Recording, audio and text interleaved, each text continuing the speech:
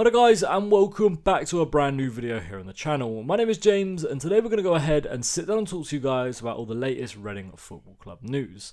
Now, I was actually halfway through recording this when a piece of news came out on Twitter. It was actually that Gerald Dorset has signed a brand new contract at the club that will commit his future to Reading for the next season. Quite happy with that. I think Dorset could be in Reading's plans for next year. I really do. I think in terms of centre-backs that we've got McIntyre, we've got Holmes, we've got Dorset, and we've got Sam Hutchinson that can fit in there as well. I think there's some decent players that we got at the back. I think in terms of centre-backs, we might already be sorted coming forward for next season. But yeah, good to see him being able to sign the deal, especially with everything going on right now with HMRC and players not being able to sign and stuff like that. So it was good to at least tie down Dorset for the next season. Now, in terms of other news today, we found out that our Bristol City friendly has been cancelled for Wednesday. Originally, we're going to be playing them at 12:30, but it's now been cancelled. That's not due to any team's fault. It's not due to Reading side or down to Bristol City's. It was actually down to the airline's fault. As Reading had a lot of flights cancelled coming out of Alicante, and a lot of the players are still over there and just travelling back today.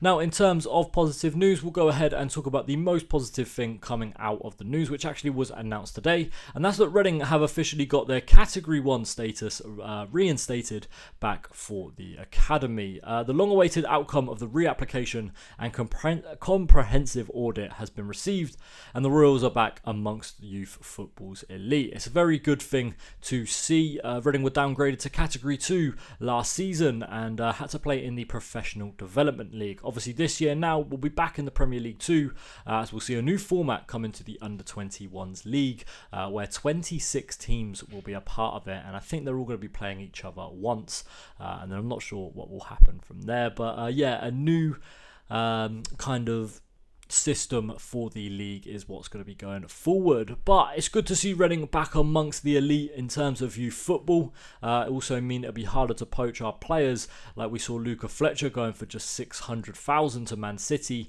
That might have been raised to $1 million if we had Category 1 status. Now, in terms of a quote here from Michael Gilks, he said, we are a totally devoted team who rightly take immense pride in developing young footballers, both as people and as players. I'd like to sincerely thank and congratulate every single person who has helped the Royals to regain the prestigious status. Now, we know Michael Gilks is the head of the academy, so it must be a very proud thing for him to be able to kind of regain the Category 1 status. Mark Bowen also has a quote. He said, we have continued to operate our academy at the very highest standards, and those levels have rightly been recognised as elite within the realms of youth player development in this country. I'm delighted for our young players, thrilled for our talented staff, and excited for Reading Football Club and its future. It's nice to see Mark Bowen finally have a quote on Reading's website and finally have him come out and speak about something officially through the club. That gave me a little bit more of a positive feel about things. Obviously not massively positive because there's not a lot really that's great at Reading right now, but it was nice to see something good come out of the club. Now, in terms of the Category 1 status, it's an expensive thing, especially for a League 1 club. So for me, it kind of also tells me that finances should start to be a little bit sorted, as let's be honest, if we've got Cat 1 status, it's expensive. It really is expensive. And if we've got that sorted out, surely the finances are slowly going to start to sort themselves out. That also transitions us into the next piece of news, and this one comes from James Earnshaw, who is obviously a digital Reading journalist who works for the Chronicle. He said that Reading are in the process of paying the rest of the money owed to HMRC, and they hope to have the issue fully resolved by the end of the week. So fingers crossed here that we are going to be seeing that resolved, as obviously it's got a transfer ban for us as we're unable to sign any players, and that also came out today where Reading have had a couple of free agents that were lined up as free transfers. We have Mark Harris, a former Cardiff City striker, set to sign for the club, but he's officially joined Oxford today. That's the second Oxford signing that they've made that we're linked with Reading as well. I think Finn Stevens was the other one earlier on in the season, the left back or the right back, and we've now had Mark Harris go there as well. So two players that were linked with Reading signing for Oxford. But the other player that was linked with Reading was Sean Clare. He's someone that Reading have supposedly made contact with and has almost been lined up to sign as a free agent. He was at Charlton last season, played predominantly as a right back. As you can see, last year played majority of his games at right back, 35 games played there, 6 in the right midfield position, 2 at left back and 1 at centre back. Look, he was a part of 9 clean sheets for Charlton last season. Obviously played alongside former Reading player in Michael Hector. He's got experience in League One as well. 138 games coming in division, with 50 games coming in the Scottish Premiership, as he had a spell at Hearts as well. I think Sean Clare could be a decent player for Reading. Listen, I think if we're going to get him, he'll be a good little player to have. Could play at right back, could play at centre back, could play in the midfield as well, somewhere else that I had read. Look, I think he'd be a decent player. I think, again, might be a squad player. Not really too sure where he would massively fit in. But someone that's kind of bounced around a little bit. Oxford, he was on loan at Burton, played for Charlton for a bit, Hearts as well. Someone who's kind of around at this level. And I think Reading kind of need to sign anyone at this point that's going to be around this level. As I think this year is going to be a mix of a lot of academy team players and a lot of the experience head that we've got already.